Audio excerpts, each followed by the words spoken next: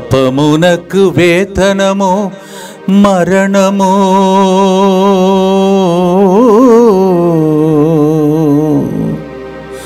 ఆ పాపము మోసి యేసు పరిహార బలియాయెను.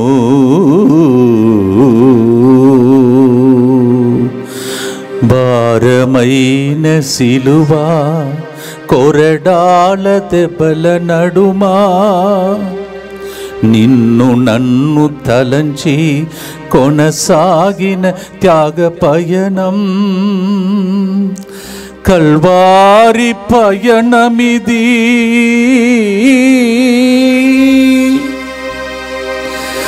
నన్ను నిన్ను బంధకాల నుండి విడిపించే పయనమిది. త్యాగమూర్తి యేసుక్రీస్తు కల్వారి పయనమిది. మన రక్షణ పయనమిది.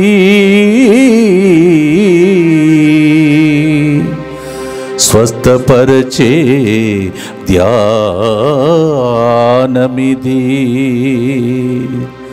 విడుదలనిచ్చి పరలోకం చేర్చే ధ్యానమిది.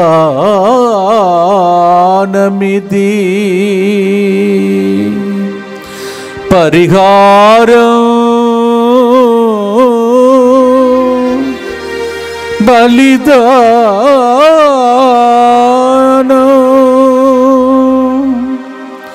పాప పరిహారం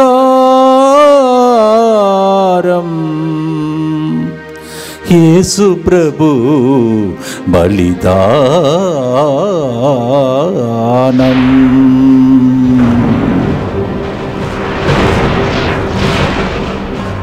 ప్రియమైన సహోదరి సహోదరులారా,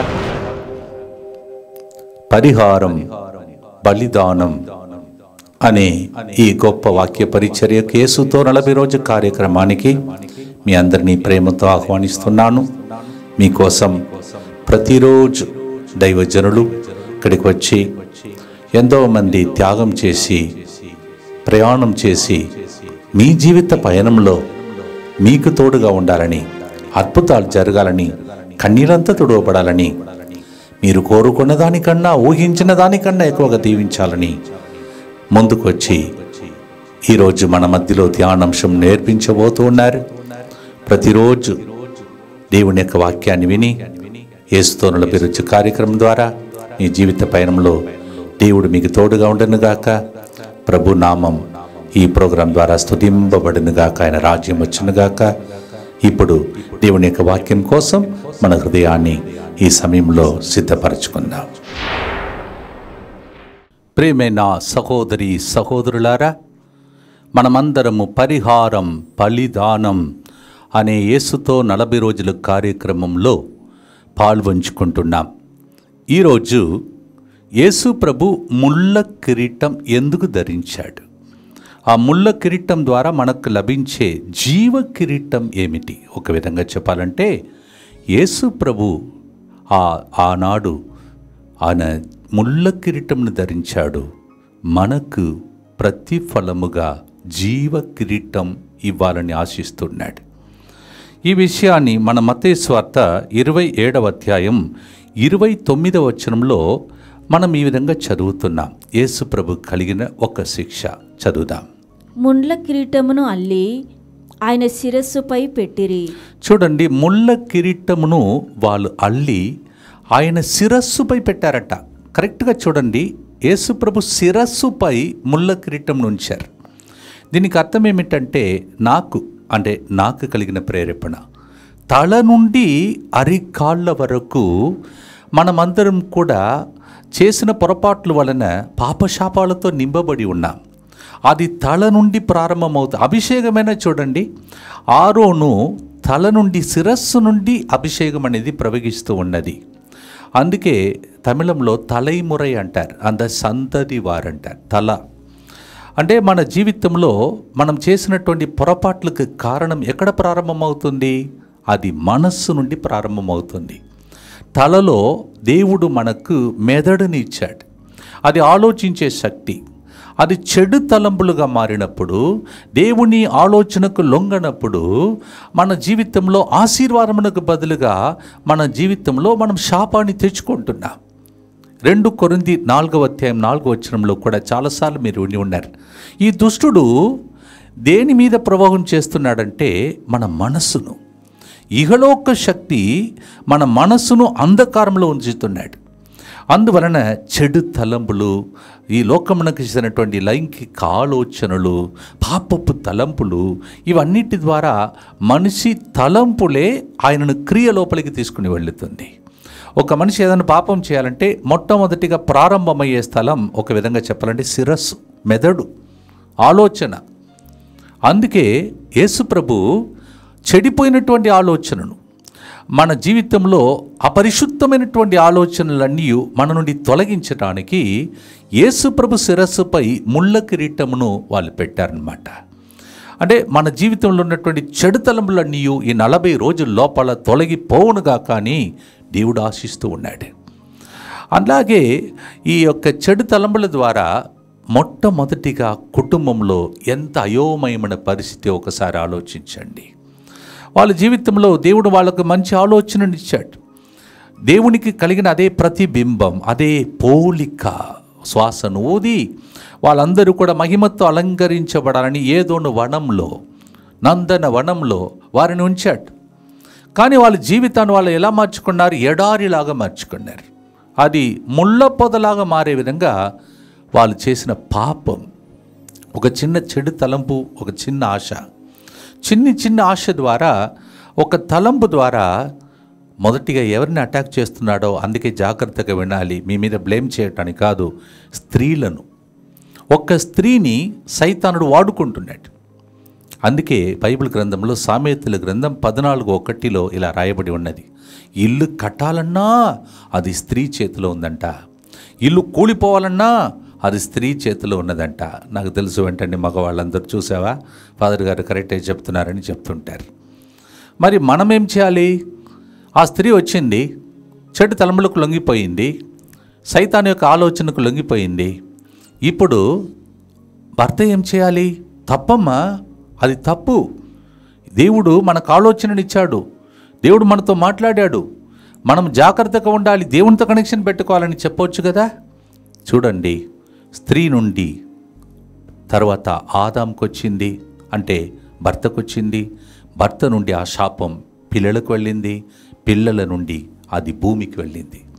చూడండి, అది ఒక కనెక్షన్ లాగా. అది అబ్రహాము, ఈసాకు, యాకోబుని తరతరముల వారికి ఆశీర్వాదముగా మారాలని దేవుడు బైబిల్ గ్రంథంలో మాట్లాడుతున్నాడు. అలాగే ఒక్కరు చేసిన పొరపాట్లకు తరతరముల వారికి ఎట్లా శాపం తగులుతుంది, అంతేకాదు భూమి కూడా శపించబడుతుంది. ఈ విషయాన్ని మనము ఆదికాండం 3:18 మనం చదువుతున్నాం. అంటే ఆ ముళ్ళ కిరీటమునకు, ముళ్ళుకు ఏం గుర్తు? అది శాపమునకు గుర్తు. చదువుదాం, ఆదికాండం 3:18. ఈ నేల నీకై ముండ్ల దుప్పలను గచ్చ పొదలను మొలపించును. ముళ్ళ పొదను, గచ్చ పొదను మొలపించును. యాక్చువల్లీ ఇది దేవుని ప్లాన్ కాదు, ప్రణాళిక కాదు. అని దేవుడు ముళ్ళ పొదలు, గచ్చ పొదలు మొలపించే భూమిని ఇవ్వలేదు. వాళ్ళకి ఇచ్చిన భూమి మంచి భూమి, మంచి పండ్లతో, చెట్లతో, వాళ్ళందరికీ ఏ కొరత లేకుండా దేవుడు ఆ ఏదోన్న వనంలో వాళ్ళని ఉంచాడు. ఇప్పుడు దేవుడు చేసిన పొరపాట్లు కాదు, ఒక మనిషి చేసిన పొరపాటు, ఒక స్త్రీ చేసిన పొరపాట్ల వలన ఆ భూమి మొత్తం, సిచ్యువేషన్ మొత్తం, ఆ పరిస్థితి మొత్తం మారిపోతుంది. భూమి ముళ్ళ పొదగా, గచ్చ పొదగా మొలపించే ఒక శపించబడిన భూమిగా మారుతుంది. చదవమేనక, నీవు పిచ్చి మొక్కలతో పొట్ట నింపుకుందువు. చూసారా, ఎక్కడి నుంచి ఎక్కడి దాకా పిచ్చి మొక్కలతో నీ పొట్ట నింపుకోవాలి. పుట్టిన మట్టిలో కలిసిపోవు వరకు నీవు నొసటి చెమటోర్చి. చూడండి ఎంత మంచి స్థానం నుండి ఎంత దిగజారిపోయారు చూడండి. ఎక్కడికి? నీవు పుట్టిన ఈ మట్టిలో చెమటోర్చి, అంటే కష్టపడాలి. ఇది నేను చేసినటువంటి ప్రణాళిక కాదు, నా ప్లాన్ని చెడగొట్టారు మీరు. అందువలన మీ పాపమే మిమ్మలను, మీరు ఉన్న భూమిని కూడా ఎలా మార్చేసింది చూడండి అని దేవుడు మాట్లాడినట్టు ఈరోజు మనతో మాట్లాడుతున్నాడు. నీవు కష్టపడాలి, చెమటోర్చాలి. ఇక నేను ఇచ్చినటువంటి దీవెనలను మీరు పోగొట్టుకున్నారని చెప్పినట్టు అనిపిస్తుంది. ఇప్పుడు ఆదాం అవ్వ జీవితంలో జరిగినదే కదా ఇప్పుడు మన భూమిలో కూడా జరుగుతుంది. ఒకరు చేసే పొరపాట్లు ఎక్కడి దాకా వెళుతుందంట? పిల్లలు, మనవుడు, ముని మనవుని దాకా. అంతేకాదు ఆ భూమి మొత్తం శపించబడుతుంది. I just want to brief to you what I am trying to talk. We just reflected from Matthew 27:29. They made a crown of thorns and placed it on his head. Head is the place you get thoughts. If it's a good thought, godly thought, then you become a blessing. But the wicked thoughts, 2 Corinthians chapter 4 verse 4, the wicked person, the evil attacks you in the thought. Same way, he attacked the thought of the woman Eve, and through her, he attacks the husband. And through both of them, as parents, it comes as a curse to the children. I always tell this. నేను ఎప్పుడు చెప్తుంటాను, వాళ్ళు చేసే పొరపాట్లకు శాపం ఎట్లా తగిలిందంటే, పెద్ద కొడుకు చిన్న కొడుకును చంపే స్థాయికి ఆ కుటుంబం చేరుతుంది. ఒకసారి ఆలోచించండి, వాళ్ళు ఎట్లా అయిపోయి ఉంటారు. ఆదాం అవ్వ సొంత కొడుకు తమ్ముడిని చంపితే ఎట్లా ఉంటుంది? ఆ పాపం, ఆ శాపం ఎట్లా వెళ్ళిపోతుందంటే మర్డర్ దాకా వెళ్ళిపోతుంది, హత్య దాకా వెళ్ళిపోతుంది. See how the sin is haunting the first Adam and Eve. Their sin affected their children. Murder took place. Not only that, even the land, as we just now read in Telugu, Genesis chapter 3 verse 18, the whole land was filled with it is coming as a thorny bush. The whole place is filled with a curse.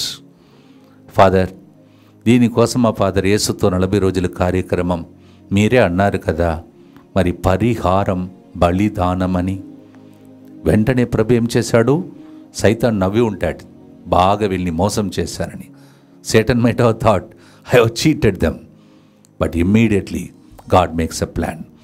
Immediately, వెంటనే దేవుడు ఆదికాండం 3వ అధ్యాయం 15వ వచనంలో దేవుడు ఒక plan తయారు చేస్తున్నాడు. ఎలాంటి ప్లాన్ అంటే చదవమ్మా. నీకును స్త్రీకిని నీ సంతతికిని. సంతతి చూడండి, అక్కడ సంతతికి దీవెనలకు బదులుగా శాపం తగిలింది. ఇప్పుడు దేవుడు ఏం చేస్తున్నాడు? ఒక్క స్త్రీ ద్వారా వచ్చిన శాపాన్ని ఇంకొక స్త్రీ ద్వారా, ఆ సంతతి ద్వారా ఇప్పుడు దేవుడు ఏం చేయబోతున్నాడు? సంతతికి తీవ్ర వైరం అంటున్నాడు. ఇక ఫైట్ స్టార్ట్ అవుతుంది అంటున్నాడు. అందుకే మనమందరం కూడా మనలను మాత్రం కాదు, మన సంతతి వారిని సైతానుడు వదిలిపెట్టడు, మనల్ని అటాక్ చేస్తూ ఉంటాడు. ఈ రోజులలో మనం ధ్యానించాలి. నేను చేసిన పొరపాట్లు ఏదైనా పిల్లలకు కానీ, కుటుంబానికి కానీ, నేను ఉన్న నేలను కానీ శాపముగా మార్చిందా? దేవుడు చెప్తున్నాడు, దానితో అంత్యం కాలేదు, నేను ఇంకొక స్త్రీని లేపుతాను. ఆ స్త్రీ ద్వారా, ఆ సంతతి ద్వారా నేనేం చేస్తాను? ఆ సాతానుని, ఆ సంతతి కాళ్ళ క్రింద నలగదొట్టుతానని ప్రభు వాగ్దానం చేశాడు. ఈ వాగ్దానం యోహాను 19:26-27లో నెరవేరింది. అందుకే యేసు ప్రభు సిలువ నుండి పలికిన మాట, స్త్రీ ఇదిగో నీ కుమారుడు. ఆ స్త్రీ ఇక్కడ నూతన నిబంధనలో సిలువ క్రింద నిలబడిన మరియ తల్లిలో నెరవేరుతుంది. ప్రియమైనటువంటి సహోదరి సహోదరులారా, నౌ ద గుడ్ న్యూస్, శుభవార్త ఏమిటంటే, అలా శాపమునకు గురి అయిన భూమి ఇప్పుడు శాపమునకు గురి కాదంటున్నాడు. తల నుండి అరికాళ్ళ వరకు, తలలో ముళ్ళ కిరీటం, దేహమంతా రక్తమయం. ఆ విధంగా యేసు ప్రభు భూమిని తడుపుతున్నాడు. ఇప్పుడు ఆయన వెళ్ళిన స్థలమంతా, గెస్సెమనీ తోటలో కార్చిన రక్తం అది ప్రవహిస్తూ ఉంది వెళ్ళిన స్థలమంతా. Wherever he went, from Gethsemane the first drop of blood fell. Again the scourging at the pillar. ఆయన కొరడాలతో కొట్టినప్పుడు ప్రవహించిన రక్తం, తర్వాత యేసు ప్రభు సిలువ దారిలో వెళ్ళినప్పుడు అదంతా ఎక్కడ పడింది? నేల మీద పడింది. ఏ నేల శాపముగా మారిపోయిందో ఇద్దరు వ్యక్తుల ద్వారా ఇప్పుడు యేసు ప్రభు నూతన ఆదాముగా, మరియ తల్లి నూతన ఏవగా ఆ భూమిని మలస్తున్నారు, మారుస్తున్నారు, దీవెనగా మలస్తున్నాడు. అందుకే నాకు ఆ పదం అంటే చాలా ఇష్టం. యేసు ప్రభు చనిపోయినప్పుడు పలికాడు, ఆ శాపం సమాప్తమైనది. All the curse is over now, I have paid a heavy price. మనం కొంతసేపు పాత నిబంధనలో కొన్ని విషయాలు మనం తీసి చదువుకుందాం. ఏ విధముగా ముళ్ళు గురించి అక్కడ రాయబడి ఉన్నదో మనం ధ్యానిస్తాం. In Old Testament there are few places where the thorn is mention. Joshua chapter 23 verse 13, యెహోషువ గ్రంథం 23వ అధ్యాయం 13వ వచనాన్ని ఒకసారి మనం చదువుదాం. మేము మోదు కొరడాలుగాను మీ కన్నులను బాధించు ముండ్లుగాను పరిణమింతురు. యావే మీకు ప్రసాదించిన ఈ మంచి నేల నుండి మీరందరూ ఆడ పోడ కనరాకుండా పోవుదురు. చూసారా, ప్రభు చెప్తున్నాడు. మళ్ళీ చదువు పూర్తిగా దాన్ని. మిమ్ము మోదు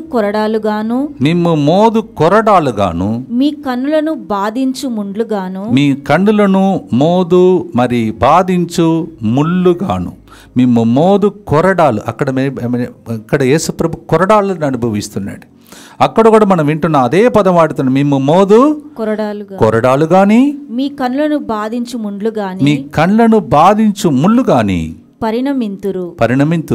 యావే మీకు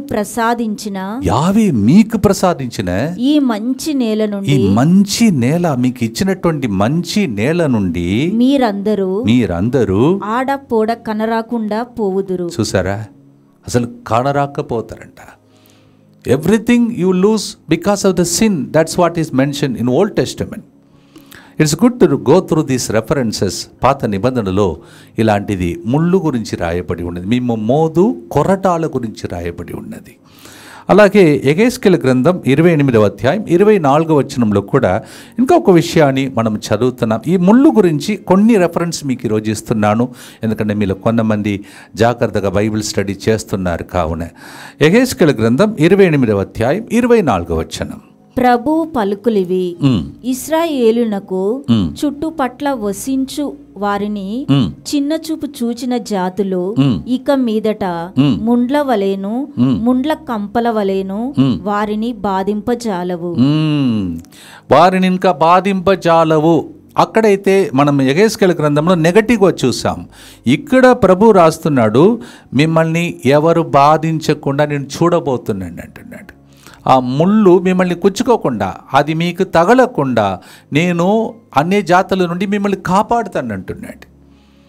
ఈ రోజులలో ఒకవేళ ఆ సైతాను అటాక్, శత్రువైన సైతానుడు ఏదైనా ప్రభావం చేసి మనలను ముళ్ళులాగా కుచ్చుకునే సమస్యలన్నిటి నుండి ఈరోజు ముళ్ళ కిరీటం ద్వారా దేవుడు శత్రువుల చేతి నుండి మనం విడిపించబోతున్నారని సత్యమును దేవుడు నేర్పిస్తూ ఉన్నాడు. ఇక ఒకసారి ఇర్మియా గ్రంథం 12వ అధ్యాయం 13వ వచనంలో మనం ఇలా చదువుతున్నాం. Jeremiah chapter 12 verse 13. నా ప్రజలు గోధుమలు చల్లి ముండ్లు ప్రోగు చేసుకొనుచున్నారు. ఇది బాగాలేదు కదా. చల్లినది ఏంటిది? గోధుమ. కానీ పంట కోసేదేంటిది? ముళ్ళు. చదువు మమ్మల్ని. నా ప్రజలు గోధుమలు చల్లేదేమో గోధుమ, ముండ్లు ప్రోగు చేసుకొనుచున్నారు. ముళ్ళును ప్రోగు చేసుకుంటున్నారు.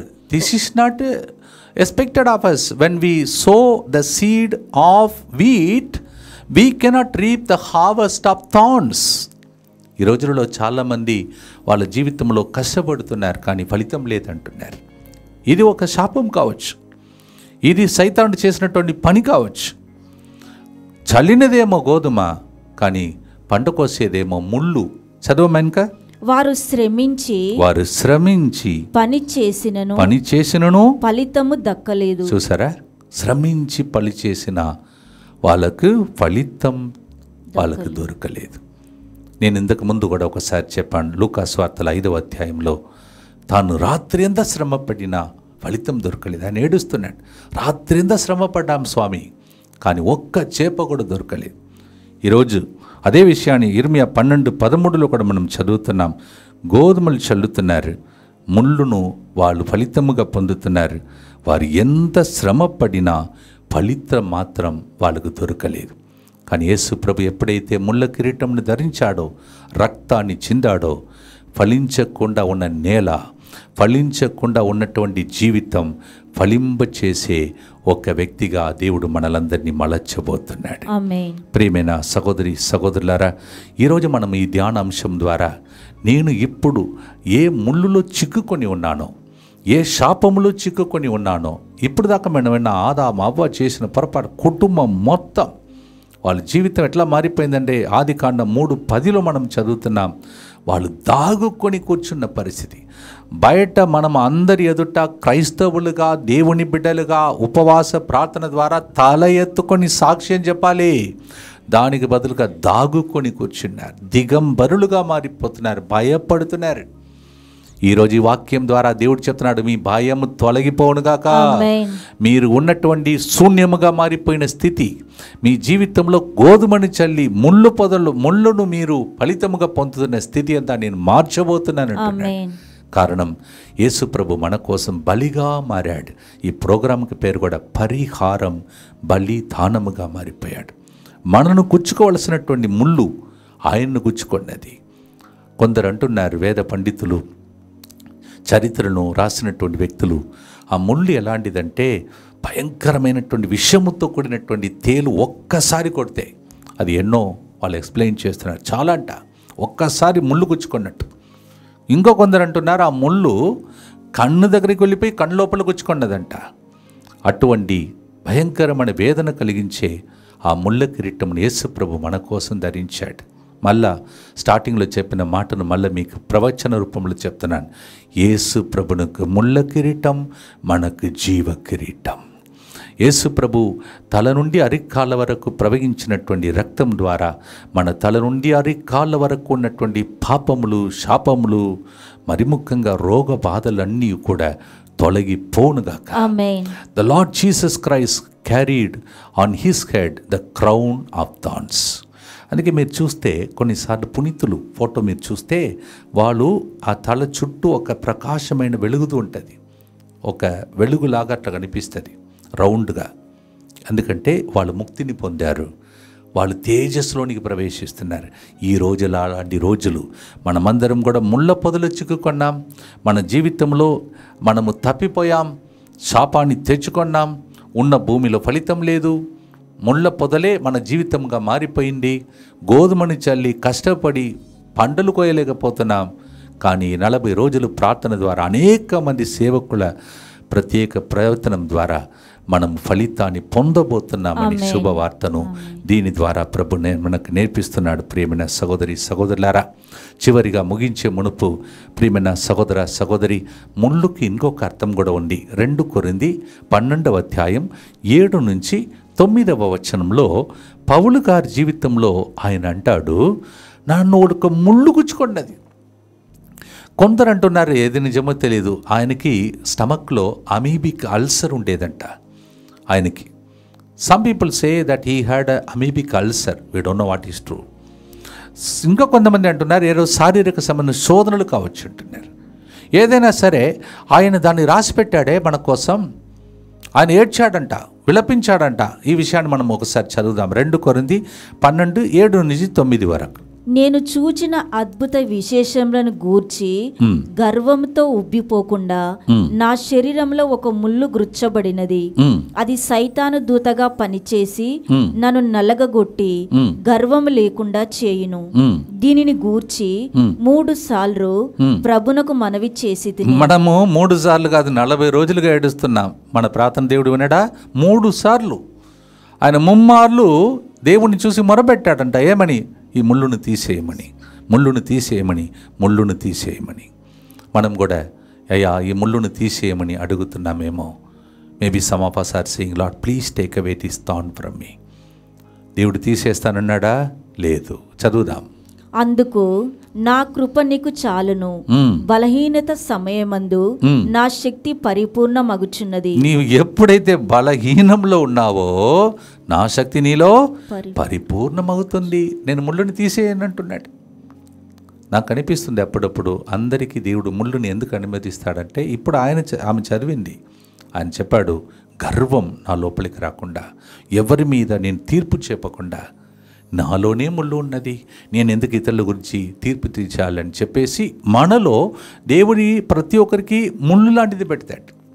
అప్పుడు మనం తగ్గించుకుంటాం, ప్రభువే ఆధారమని, దేవాన బలహీనత నీకు అర్పిస్తున్నాను చెప్పి దేవుని కృప కోసం అర్థించినప్పుడు దేవుడు కృప వెంబడి కృపను మనకు ఇచ్చే కాలమే ఈ 40 రోజులు.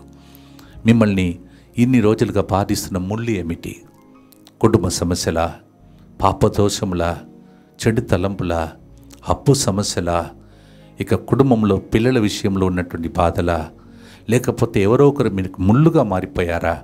ఇవన్నిటినీ ఈ యొక్క పరిశుద్ధమైనటువంటి గడియలో ప్రభువుకు అర్పించి మనం ప్రార్థన చేయబోతున్నాం. ప్రియమైన సహోదరి సహోదరులారా, దేవా, ఈ ముళ్ళును తొలగించమని నేను ఏడుస్తున్నాను, కానీ నీవు ముళ్ళును తొలగించట్లేదని మనము విలపించకుండా ముళ్ళ మధ్యలో నాకు కృపను దేవుడు ఇస్తాడు. ఆమేన్. ఈరోజు 2 విషయాలు మనం నేర్చుకున్నాం.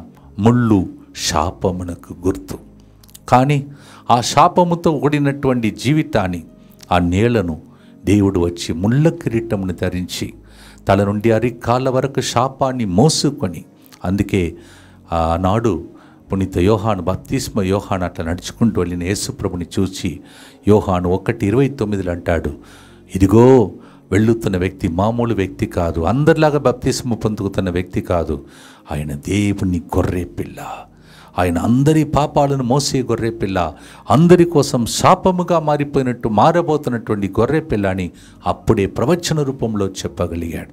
This is not a man, he is the lamb of God. ఈరోజు మనమందరం కూడా దేవునికి నిజంగా రుణపడి సంతోషించి థ్యాంక్స్ చెప్పాలి. 40 రోజులుగా ఒక్కొక్క ముళ్ళును దేవుడు తొలగిస్తూ ఉన్నాడు. అది శాపమా, లేకపోతే మనోవేదననా, లేకపోతే పిల్లల విషయంలో ఉన్న ముళ్ళ, లేకపోతే నేను చేసిన పొరపాట్లో ఉన్న కుటుంబంలో ఉన్నటువంటి శాపమా, లేకపోతే నేను ఉన్న నేలలో ఉన్నటువంటి శాపమా?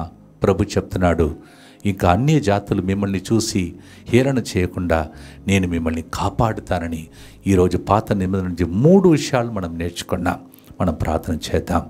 దయగల తండ్రి, ఇదిగో ప్రభువా, నీ సన్నిధిలో ఇంతసేపు మేము వాక్యంని విన్నామయ్యా. శాపం మమ్మల్ని వెంటాడుతుంది ప్రభా. శాపం వెంటాడుతుండగా ప్రభా, నీ రక్తం మమ్మల్ని కడిగి శుద్ధి చేసి ప్రభా, నీ ముళ్ళ కిరీటం నీ శిరస్సు మీద ఉన్నదాన్ని చూచి నా తల నుండి అరికాళ్ళ వరకు ఉన్న నా శాపములన్నీ ఈరోజు ఆ దృశ్యంను చూస్తూ ఉండగా నీవు మోయవద్దు, నాకు ముళ్ళ కిరీటం, నీకు జీవ కిరీటమని ఈరోజు వాక్యం ద్వారా నీవే మాట్లాడేవు తండ్రి ప్రభా. ఇన్ని రోజులు ముళ్ళెందుకయ్యా, ఈ శాపం ఎందుకయ్యా, ఎప్పుడయ్యా ఈ శాపం తొలగిపోతుందని ఏడుస్తున్న కుటుంబాలు ఎవరైనా ఉంటే ఈ వాక్యం ద్వారా ముళ్ళ కిరీటమును బదులుగా వాళ్ళకు జీవ కిరీటం లభించునుగాక. యెషయా గ్రంథం 62:3 ఇప్పటి నుంచి నీవు నా చేతిలో రాజమగుట్టంలాగా మారుతానన్నావు తండ్రి ప్రభా. ఇప్పుడు ముళ్ళ మగుట్టం కాదు, రాజమగుట్టంలాగా, తేజవంతమైనటువంటి రాజమగుట్టంలాగా వీరు పిల్లలు ఎదుగుదురుగాక. దేవా, ఏ శాపము ఏ పాపము ఈ 40 రోజుల ద్వారా ఎవరిలో ఉండకూడదు ప్రభా. సమాప్తమైనది మళ్ళీ మళ్ళీ చెప్పి ప్రభా, మా జీవితంలో ఆ కాలము, ఆ శాపపు కాలం తొలగిపోయిందని, నూతన కాలం ప్రారంభమవుతుందని, క్రీస్తునందు జీవించిన నూతన జీవని పలికినట్టు ప్రభా, నా కోసం బలి అయి పరిహార బలిగా మారిపోయి పరిహారముగా బలిదానముగా మారిపోయినటువంటి ఈ ధ్యానాంశం ద్వారా ప్రతి కుటుంబంలో ఎవ్వరూ శాపానికి బలి కాకూడదు ప్రభా, సాతానికి బలి కాకూడదు ప్రభా. వ్యాధి బాధలు కష్ట దుఃఖములన్నీ ఇప్పుడే తొలగిపోనుగాక. విన్నటువంటి వాక్కు వారిలో ఫలించునుగాక. గోధుమ చల్లే వాళ్ళకి ప్రభా పంటలు సమృద్ధిగా 100 ఫలించునుగాక. వాళ్ళు ఏదైతే ప్రభా ఫలించాలని ఎదురు చూస్తున్నారో దానికి కారణ శాపములన్నీ దైవ జనుడుగా ఈరోజు అభిషేకం పొందినటువంటి కేథలిక్ గురువుగా మీరు భూలోకంలో దేనిని బంధిస్తారో పరలోకంలో బంధింపబడిన పలికిన వాగ్దానుసారం ఆ శాపములన్నీ తొలగిపోనుగాక. ఆమేన్. దేవా, ఏదైనా చిన్న చిన్న ముళ్ళు, అయ్యా ఎందుకయ్యా ఈ ముళ్ళును అడుగుతున్న వారికి కృప వెంబడి కృపనిచ్చి దీవించమని మా నాథుడు యేసుక్రీస్తు ద్వారా మనవి చేసి అడిగి వేడుకుంటున్నాము తండ్రి. ఆమేన్. ప్రభు మీతో ఉండునుగాక, మీ ఆత్మతోనూ ఉందురుగాక. సర్వశక్తిగల సర్వేశ్వరుడు పితా పుత్ర పరిశుద్ధాత్మ మీ అందరిని ఆశీర్వదించి భద్రంగా అతి భద్రంగా మీరు పొందుకున్న ముళ్ళ కిరీటమునకు బదులుగా జీవ కిరీటంనిచ్చి దీవించునుగాక. Amen. Amen. Amen. God bless you.